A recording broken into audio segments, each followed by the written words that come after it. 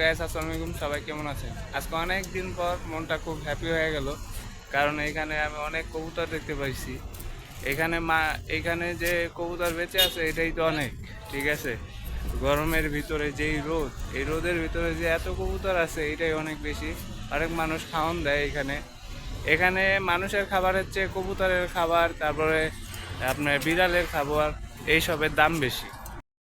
আমি সকালবেলা বের হয়ে একটু মার্কেটে গেছিলাম, সাফারি মার্কেটে। এখান থেকে আপনার 1 কেজি আপেল কিনছি, আর হলো একটা জুস কিনছি, আর একটা শ্যাম্পু কিনছি মাথায়। কারণ এখানে গরম, যেই গরম, আর হলো ধুলাবালির কারণে, ধুলাবালি নাই আর কি, যারা কাজ করে, কাজ করার পরে মানে মাথার ভিতর খুশকি হয়ে যায় খুব ধুলাবালি। এর কারণে একটি শ্যাম্পু কিনছি, ক্লিয়ার ম্যান। হ্যাঁ, ওইটা নিচ্ছে আপনার 12 রিয়াল, 12.5 রিয়াল। আর 1 কেজি আপেল কিনছে আপনার হলো 8 টাকার মতো, 60 টাকা বা 40 পয়সা, এরকম 8 টাকার মতোই।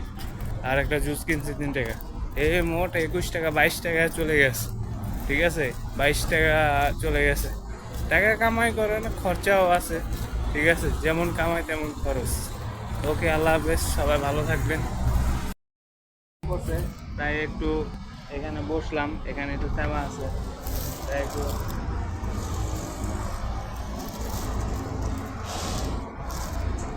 যাচ্ছি।